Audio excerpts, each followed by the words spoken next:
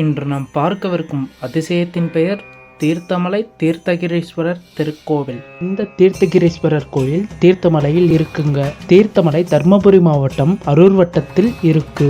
அரூரில் இருந்து 16 கிலோமீட்டர் தொலைவில் இந்த தீர்த்தமலை இருக்கிறது.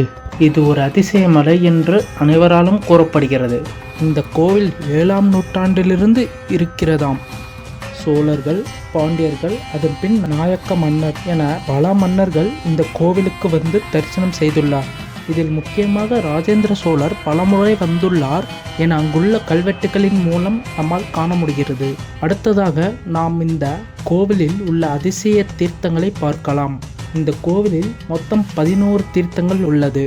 இதன் அம்சங்கள் என்னவென்றால், மழைக்காலமானாலும் சரி, குளிர்காலமானாலும் சரி, அல்லது வெயில் காலமானாலும் சரி, இங்கு தண்ணீர் ஒரே அளவில் தான் வரும். அது மட்டுமல்லாமல் இந்த நீரூற்று எங்கிருந்து வருகிறது என்று யாருக்குமே தெரியவில்லையாம்.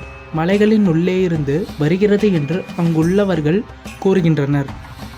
இந்த தீர்த்தம் கனிம வளங்கள் மிக்கவையாகவும் மற்றும் மூலிகைத்தன்மை மிக்கவையாகவும் இருக்கிறது.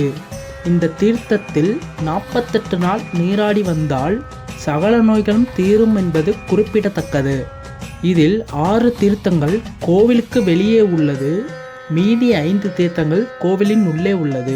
வாயு தீர்த்தம், வர்ண தீர்த்தம், வசிஷ்ட தீர்த்தம், யம தீர்த்தம், அனுமந்த தீர்த்தம், இந்திர தீர்த்தம் ஆகிய 6ம் கோவிலுக்கு வெளியே உள்ளது.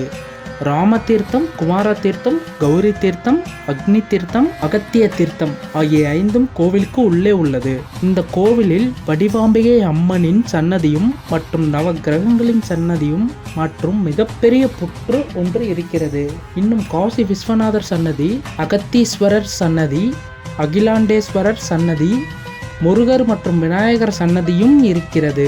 குறிப்பாக இங்குள்ள சிவபெருமானை பற்றி அருணகிரிநாதரே பாடியுள்ளாராம். மிகவும் முக்கியமான திருத்தலம் இந்த தீர்த்தகிரீஸ்வரர் ஆலயம்.